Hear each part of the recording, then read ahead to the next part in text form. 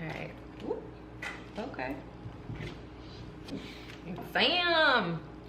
Well.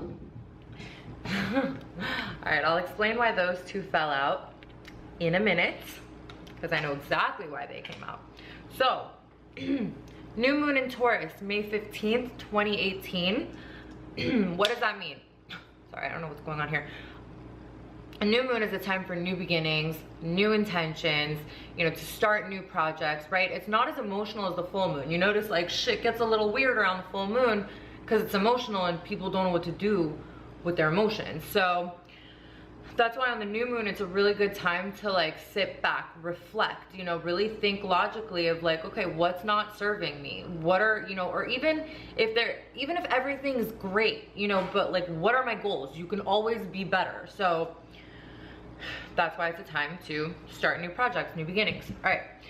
So the main aspects that stand out to me, the new moon is going to be in Taurus, right? And it's going to be trining Pluto in Capricorn. So, all right, remember I said, why did these come out? So let's talk about this one first, the Tower. The Tower is destruction, right? It's something falling apart. It's fucking being knocked off your high horse, you know, and after the Tower actually comes good cards. You know, the Star is after the Tower, the World is later. The good things come later. So the Tower is knocking down the ego and all the shit that doesn't work for you. So Pluto in Capricorn, Capricorn is very ambitious, right? It's very structured, very goal-oriented, and also very cutthroat and realistic. You know, it's no bullshit policy. So Pluto being the planet of destruction, and the fact that it's in a trine is like a cool, easy, peaceful aspect. However, when it comes to Pluto and its intensity, it's never really that easy. But the moon being in Taurus and then gonna trine Pluto. So basically what Pluto's gonna do here is like, yes, it will take things away from you, but it's not anything that is gonna have you devastated. It's like, if anything, it kind of saves your ass from having like that awkward conversation with the person you're dating that you're like, ugh, I don't wanna be with you anymore. Or, you know, putting in your notice to quit a job. Like, it's awkward shit, and Pluto is gonna make it easy for you because it's like, nope, we don't need that, peace, you know. So that's, I think, why the Tower card fell out. Moving on. So you have that. Then you have Mars squaring Uranus. So Mars square Uranus, Mars is in Capricorn also, and Uranus is still in Aries. It's like right there on the fucking breaking point of the shift. So Mars and Capricorn, it's really like an energy of just no patience for bullshit. Like, you're not gonna have tolerance, you're not gonna have a filter. And like, let's say for people like me who don't have a filter anyway, it's a really challenging aspect to not act impulsively, not react impulsively, not say shit that maybe you'll regret later. It's sort of rebellious energy. So if you're gonna rebel, just make sure you have a cause. That's all I'm gonna say, because I'm a big rebel, you know, but I always try to put like a good cause behind my rebellion.